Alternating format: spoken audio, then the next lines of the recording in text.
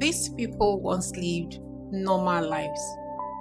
Some of them were traders, others were farmers, they had families, some were married, had children, and then suddenly all of this changed. In 1803, the southeastern communities in Nigeria woke up to chaos and nightmare as a result of slave traders.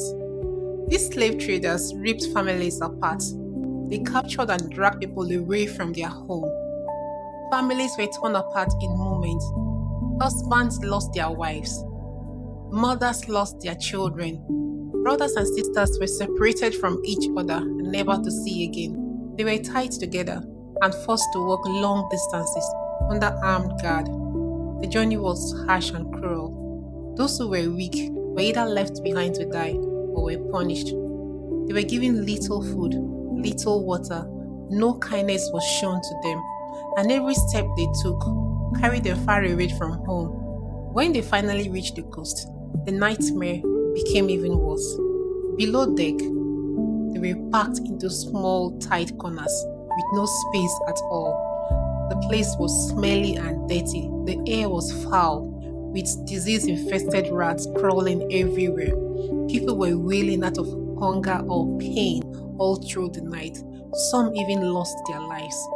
Days became weeks, and weeks became months as the ship crossed the Atlantic Ocean. Some people became so weak that they could not make it, and they gave up. Those who died were thrown into the ocean. Those who survived carried sorrow in their hearts and pain in their bodies. Yet, even after everything, they were not broken, as the slave traders thought. After weeks and months at sea, the ship finally anchored near St. Simon's Island, but there was no rescue waiting for them. They had arrived St. Simon's Island to be sold again. The traders believed the long journey and the treatment had broken them, that these men and women could do anything they want without questioning, but they were wrong. As they were being moved from the ship, resistance broke out, and in the confusion, the group made a final decision. Instead of walking into fields of forced labor, they turned into the waters.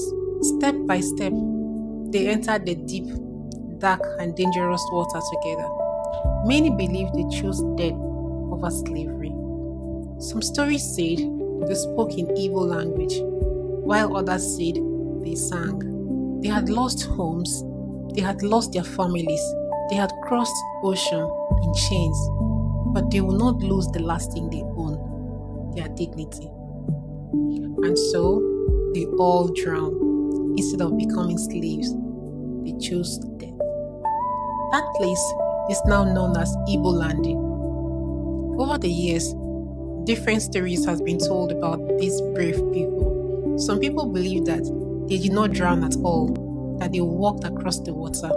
Others said their spirit flew over the water back to Africa because spirits that braved cannot be owned. They were taken from their land as slaves, but history remembers them as free people. If you like stories like this, like and follow for more.